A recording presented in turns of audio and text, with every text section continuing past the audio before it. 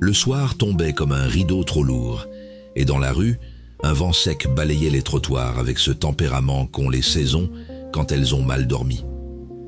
Dans mon bureau, une lumière fatiguée dessinait des ombres sur les murs, et quelque part, un vieux disque laissait filer une mélodie trop douce pour l'humeur du monde.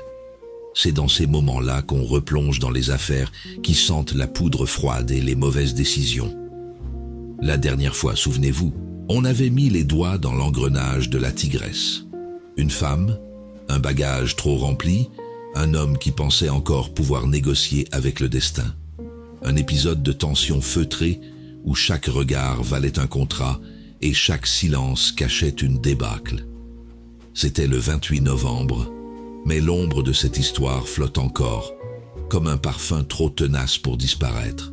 Ce soir, on quitte les contes tordus et les sourires qui trompent. On s'enfonce dans un territoire où le cœur bat plus vite que la raison, où la passion agit comme un feu secret qui avance sans prévenir.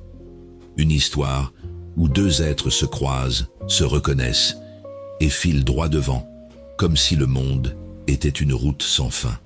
Le film dont on va parler, c'est Gun Crazy, Le démon des armes, 1950. Un film qui ne roule pas à l'économie, même s'il a été tourné avec presque rien. Un film qui avance comme une voiture lancée dans la nuit, vite, fort, droit devant, sans regarder dans le rétroviseur.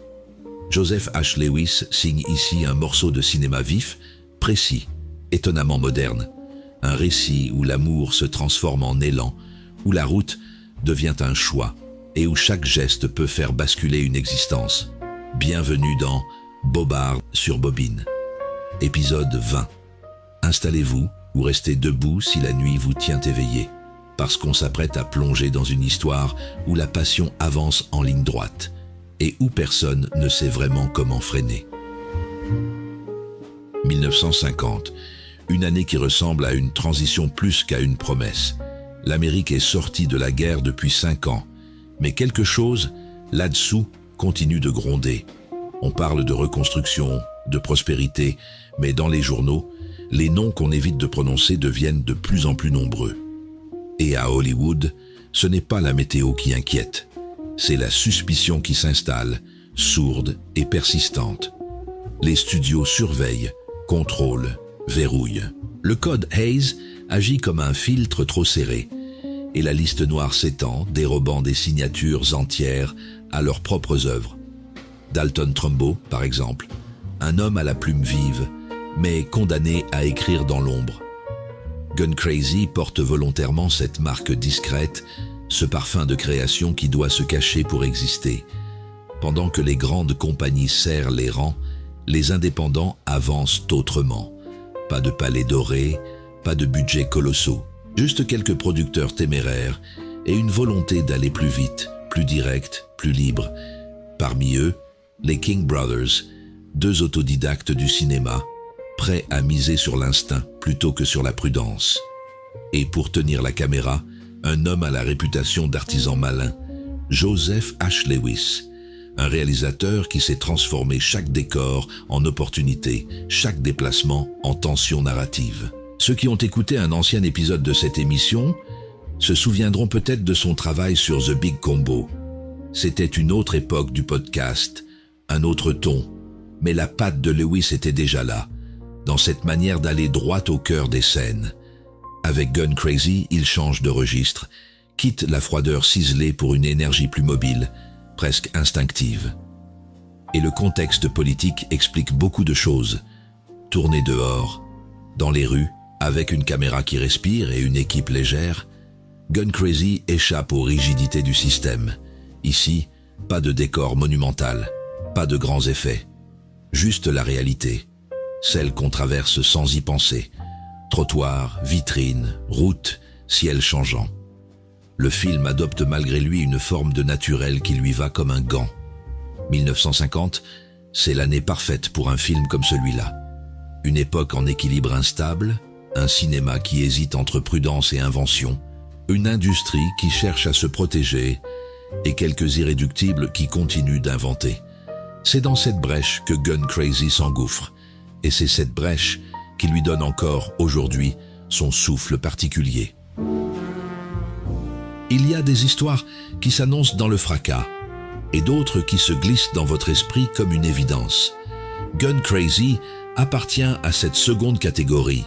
Tout commence avec un garçon, Bart Tarr, un enfant fasciné par les objets de métal et par la précision qu'ils exigent. Pas par la violence, non, ça, Bart ne la supporte pas, mais par la mécanique, le geste, la maîtrise, une passion qui l'accompagne jusqu'à l'âge adulte où il tente tant bien que mal de rester à distance des ennuis. Et puis un jour, dans une fête foraine, la trajectoire bascule. Sur scène, une jeune femme exécute des démonstrations d'une adresse rare. Elle s'appelle Annie Laurie Starr, une présence magnétique, calme et déterminée qui attire les regards sans chercher à convaincre Bart. L'observe et l'instant a quelque chose d'inévitable. Deux tempéraments contraires mais portés par une même intensité. Leur rencontre n'est pas un coup de tonnerre. C'est une évidence tranquille, presque douce, qui recouvre pourtant des tensions profondes. Annie avance avec assurance, Bart hésite, mais suit et chacun sent très vite que l'autre ouvre une porte qu'il n'a jamais osé franchir seul. C'est là que commence le vrai récit. Non pas une série d'événements, mais une dynamique, un mouvement intérieur. Un duo qui se met en marche sans mode d'emploi et qui découvre que certaines routes n'offrent pas de demi-tour. Oui, il y aura des fuites. Oui, il y aura des décisions prises dans l'urgence. Mais Gun Crazy ne repose pas sur l'agitation. Il repose sur ce lien fragile, vibrant entre deux êtres qui cherchent un horizon commun, quand bien même cet horizon semble s'éloigner à chaque pas. Le film ne dévoile rien trop tôt. Il installe un rythme, un souffle, une tension discrète qui monte scène après scène. Pas de révélation fracassante, pas de détour forcé, juste un sentiment persistant. Ce couple avance vers quelque chose qu'il ne maîtrise pas vraiment. Et c'est précisément ce qui rend l'intrigue si captivante. L'histoire de Gun Crazy n'avance pas comme un récit classique. Elle suit une logique plus intime, presque organique, où chaque décision découle d'une émotion plutôt que d'un plan. Ce qui fascine d'emblée, c'est la manière dont le film transforme une rencontre en mécanique narrative. Pas un amour idéalisé, pas une aventure flamboyante, mais un entraînement mutuel, comme deux lignes parallèles qui finissent par se rejoindre malgré elles. Bart et Annie ne sont pas des archétypes. Ils ne suivent pas les codes habituels du film noir. Lui n'est pas un aventurier intrépide, c'est au contraire un homme prudent, presque trop lucide. Elle ne joue pas la séduction facile, elle avance avec assurance, consciente de ce qu'elle veut et de ce qu'elle refuse. Leur lien n'est ni excessif ni forcé. Il naît dans ses gestes simples, ses regards prolongés, ses non-dits qui orientent les trajectoires. Ce qui donne sa force au récit, c'est sa progression contrôlée, sans brusquerie. Lewis ne cherche pas le spectaculaire. Il montre une glissade, lente au début, puis plus rapide, comme si la situation se refermait doucement autour du couple. On sent que les deux personnages veulent trouver leur place, mais qu'ils se trompent de route sans s'en apercevoir immédiatement. Le film se distingue aussi par son humanité. À aucun moment, il ne réduit Bart et Annie à des figures symboliques. Ils restent des êtres complexes, parfois hésitants, parfois trop confiants, mais toujours crédibles. Cette crédibilité rend leur parcours d'autant plus prenant. On suit leur avancée non par goût du drame, mais parce qu'on comprend leur motivation profonde. La structure, elle, fonctionne comme une montée régulière. Pas de rupture abrupte, pas de rebondissement inutile. Chaque scène ajoute un élément, un degré de tension supplémentaire, un choix qui oriente le suivant. Ce rythme donne au film une continuité rare, presque musicale. Enfin, l'une des grandes réussites du scénario réside dans la manière dont il entrelace la relation personnelle et la trajectoire extérieure. Le récit ne traite jamais l'un sans l'autre. La dynamique interne du couple influe sur tout ce qui se déroule autour d'eux. Cette fusion est ce qui fait de Gun Crazy une œuvre si singulière. C'est moins une histoire de poursuite qu'une histoire de destinée commune. En somme, l'intrigue n'est pas le moteur du film. C'est la relation elle-même qui propulse tout le reste. Et c'est cette approche, à la fois simple et subtile, qui rend Gun Crazy si moderne. Dans Gun Crazy, les interprètes ne se contentent pas d'occuper l'image. Ils y trouvent une place naturelle, comme s'ils suivaient un mouvement déjà en marche. Cette aisance donne à leur rôle une qualité rare, simple et précise. Peggy Cummins d'abord. Elle n'a pas besoin d'effets appuyés. Son jeu repose sur une attitude calme, un regard attentif, une manière d'être qui installe immédiatement le ton. Quand elle entre dans une scène, elle semble en comprendre les contours avant même que l'action ne démarre. Son regard, surtout, apporte une clarté remarquable, une énergie bien contrôlée, une détermination tranquille, une présence qui oriente chaque échange sans jamais forcer l'attention. Face à elle, John Dahl adopte une approche différente. Son jeu est posé, mesuré, presque retenu. Il donne à Bart une sincérité discrète, celle d'un homme réfléchi, toujours soucieux de maintenir une forme d'équilibre. Sa manière de réagir aux paroles d'Annie, comme à ses hésitations ou à ses choix, apporte une vraie cohérence au duo. Il ne s'oppose pas, il n'abandonne pas, il accompagne. Et c'est ce positionnement qui crée une dynamique véritablement harmonieuse. Lorsque Cummins et Dahl partagent la scène, on sent une complémentarité immédiate. Ils avancent ensemble, chacun laissant à l'autre l'espace nécessaire. Un geste initie une direction, l'autre la prolonge naturellement. Cette coordination, sans excès ni surjeu, rend les scènes centrales particulièrement agréables à suivre. Les rôles secondaires contribuent à structurer l'ensemble. Berry Kroeger apporte une présence discrète mais marquante qui rappelle que l'histoire s'inscrit dans un environnement où chaque personnage a sa propre place. Maurice Karnowski, de son côté, propose une interprétation plus calme qui équilibre bien les scènes où il apparaît. Ce qui distingue réellement la direction d'acteur de Lewis, c'est la simplicité de son approche. Il ne force rien. Il laisse les comédiens installer leurs intentions, trouver leur rythme, ajuster leurs gestes. Cette liberté organisée permet à chaque scène de respirer et donne au film une grande lisibilité. Dans Gun Crazy, le jeu reste clair, sobre, parfaitement adapté au récit. Et c'est cette sobriété maîtrisée qui lui donne toute sa portée. Joseph H. Lewis n'était pas un homme de grand discours. C'était un artisan, un véritable stratège de l'image, capable de faire beaucoup avec peu. Dans Gun Crazy, il signe une mise en scène qui semble avancer à l'instinct, mais qui, en réalité, repose sur une maîtrise étonnante du mouvement et du rythme. La première qualité de Lewis, c'est la mobilité. La caméra ne surveille pas l'action. Elle s'en approche, elle tourne autour, elle se positionne au plus près. Elle suit les personnages comme un témoin discret, toujours là où il faut, jamais en retrait. Cette façon de filmer donne au film une liberté rare pour son époque. On a l'impression que la caméra partage la même respiration que Bart et Annie. Vient ensuite ce qui est devenu une scène d'école. Le fameux plan tourné depuis l'intérieur d'une voiture, qui accompagne un moment clé sans interruption. Pas de montage, pas de coupure. Juste le réel, direct, brut. On entend la route, on perçoit les hésitations, on sent la progression de la situation. Cette approche immersive place le spectateur au cœur de l'action sans jamais forcer l'effet. La photographie de Russell Harlan, elle, choisit la précision plutôt que la démonstration. Peu d'ombres appuyées, peu de composition spectaculaire. Ici, la lumière s'adapte au lieu, s'efface presque. Elle donne au film une texture simple, presque documentaire, qui renforce la crédibilité de l'histoire. Les rues, les façades, les intérieurs modestes. Tout semble vrai, tangible, accessible. Le scénario, façonné en profondeur par Dalton Trumbo, se distingue par sa clarté. Les dialogues ne s'étirent jamais.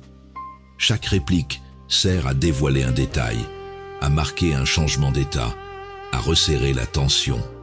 Autour de ces phrases sobres, les silences jouent un rôle tout aussi important. Il suggère ce que les personnages n'ont pas encore compris eux-mêmes. La musique de Victor Young agit par retenue. Elle accompagne sans imposer, laissant de larges plages où seules les ambiances naturelles composent la scène.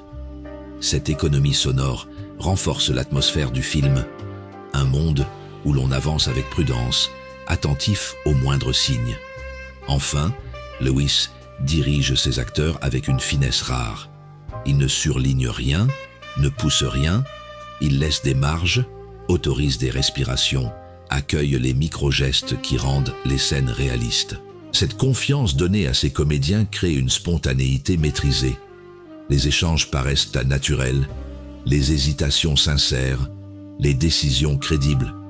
Le résultat, c'est une mise en scène vivante, précise, sans être rigide, légère, sans être fragile.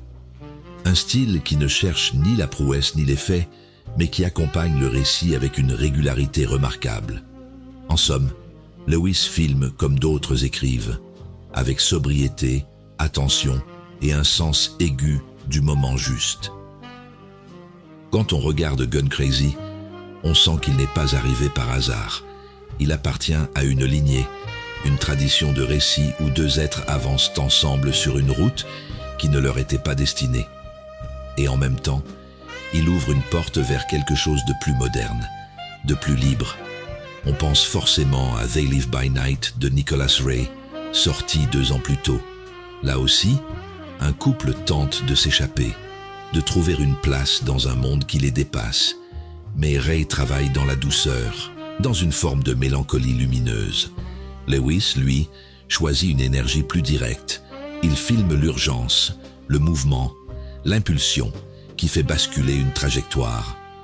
Plus loin dans le paysage du film noir, certains verront des échos de titres comme High Sierra, avec cette manière de croiser destin personnel et contexte social. Mais Gun Crazy s'écarte de l'héroïsme traditionnel. Il privilégie un récit plus intime, centré sur le lien entre Bart et Annie, plutôt que sur les grandes manœuvres. Et bien sûr, impossible de ne pas évoquer The Big Combo, un autre film signé Joseph H. Lewis, déjà croisé dans une ancienne période de l'émission. Là-bas, la mise en scène jouait avec les contrastes, les silhouettes, les ambiances tranchées. Ici, dans Gun Crazy, Lewis adopte une approche plus souple. La caméra glisse, accompagne, observe. 2 films très différents, 2 atmosphères distinctes, mais une même signature invisible, faite de précision et de liberté. On mesure aussi à quel point Gun Crazy a ouvert la voie à toute une génération d'œuvres plus tardives. Difficile de ne pas penser à ce qui viendra dans les années 60. Des films qui placeront les couples en marge, au centre de leur récit, avec une énergie plus nerveuse, plus audacieuse. Certains titres célèbres reprendront même ce mélange unique de romances contrariées et de tensions continues. La nouvelle vague, elle aussi, a vu dans Gun Crazy un signal. Un cinéma capable de sortir des studios, d'aller chercher la vérité dans la rue, dans la spontanéité, dans les imperfections volontairement assumées. Ce n'est pas un hasard si plusieurs réalisateurs français citeront Lewis parmi les artisans qui ont montré la voie. Ce que Gun Crazy apporte, finalement, c'est une manière nouvelle de regarder le couple au cinéma, non pas comme une unité solide, mais comme un mouvement fragile, vibrant, instable, qui révèle tout ce que les héros essaient de dissimuler. Une influence qui, aujourd'hui encore, continue de traverser les films comme une ligne discrète, mais essentielle. À sa sortie, en 1950, Gun Crazy n'a pas soulevé les foules. Le film n'a pas bénéficié de grandes campagnes, ni de tapis rouges interminables. Il est arrivé dans les salles comme un voyageur discret, posé sur l'étagère d'un cinéma indépendant, prêt à se faire oublier trop vite. Les critiques américaines, partagées, reconnaissaient un certain talent, mais semblaient hésiter devant une œuvre si peu conforme aux habitudes du moment. Le climat politique n'aidait pas. Un scénariste non crédité, une histoire centrée sur 2 êtres, en rupture avec les cadres traditionnels, une mise en scène trop libre pour un Hollywood prudent. Autant dire que le film restait en périphérie, apprécié par quelques passionnés, mais ignoré par les grandes institutions. Et pourtant, de l'autre côté de l'Atlantique, quelque chose se passait. En France, les cinéphiles les plus attentifs découvraient dans Gun Crazy un souffle nouveau. Ils reconnaissaient la modernité de sa caméra, la tension de ses scènes, la force tranquille de son duo central. Les futurs réalisateurs de la nouvelle vague y virent un signe. La preuve qu'on pouvait filmer autrement, avec moins de moyens, mais plus de liberté. Les années passèrent et un autre regard se posa sur le film. À partir des années 70, avec l'évolution du cinéma et l'arrivée de récits plus nerveux, Gun Crazy apparut soudain comme un précurseur. Les historiens du cinéma commencèrent à le citer. Les cinémathèques le programmèrent à nouveau. Les critiques le redécouvrirent, parfois avec étonnement, en se disant que ce petit film modeste avait anticipé des œuvres bien plus célèbres. Aujourd'hui, son statut est clair. Gun Crazy est considéré comme l'un des films essentiels du genre noir, un modèle de récit vif et d'économie narrative, une source d'inspiration pour les films de cavale et un témoignage précieux de ce que peut être un cinéma libre, artisanal, entièrement dédié au mouvement. Il n'a jamais eu besoin de tonnerre ni de trophée. Il s'est installé autrement, doucement, sûrement, scène après scène, jusqu'à devenir un repère pour ceux qui cherchent à comprendre l'évolution du cinéma américain. Un film qui, sans faire de bruit, a fini par parler plus fort que beaucoup d'autres. Gun Crazy, c'est un de ces films qui avance sans se retourner. Un récit qui ne cherche pas le spectaculaire, mais la ligne juste, celle qui relie deux êtres en quête d'air, en quête d'équilibre, en quête d'une place qu'ils ne trouvent pas ailleurs. On croit venir pour une aventure nerveuse et on découvre une œuvre beaucoup plus fine, presque fragile par moments, portée par deux acteurs qui jouent avec retenue et conviction. Joseph H. Lewis dirige tout cela avec une précision étonnante. Un geste, un regard, un silence, et la scène prend vie. Pas besoin de grands moyens, ni de longues explications. Le film avance, respire, s'impose naturellement. Ce qui me touche le plus, c'est cette manière de montrer un duo qui se trompe parfois, mais qui reste sincère dans ses choix. Une relation faite d'élan et de confiance, deux forces qui peuvent porter très loin ou égarer complètement. Gun Crazy rappelle que le destin n'est pas toujours un mur. Parfois, c'est simplement une route trop étroite où l'on marche à deux. Si vous avez déjà vu ce film, partagez vos impressions. Si vous ne l'avez pas encore découvert, laissez-vous surprendre. Il mérite vraiment que l'on s'y attarde. Quant à moi, je vous retrouve très bientôt pour un nouvel épisode de Chroniques Noires. Une histoire où un homme tente de garder le cap dans une ville qui s'effrite. Une histoire où la musique accompagne des pas hésitants. Une histoire où le courage se mesure à la noirceur du décor. Une affaire qui ne laissera personne indifférent. À très bientôt, et comme toujours, restez à l'écoute. Si l'épisode vous a plu, n'hésitez pas à le dire. Laissez un commentaire, mettez un petit j'aime. Abonnez-vous pour ne rien manquer. Ça aide vraiment à faire vivre l'émission. Et si vous voulez aller plus loin, retrouvez l'article complet, les visuels et tout ce qui tourne autour du film. Rendez-vous sur mon site livreetsaveurs.fr. C'est là que tout se passe et vous y trouverez bien plus que ce que j'ai pu dire ici. Allez, on se retrouve très vite pour un nouveau bobard sur Bobine ou Chronique Noire.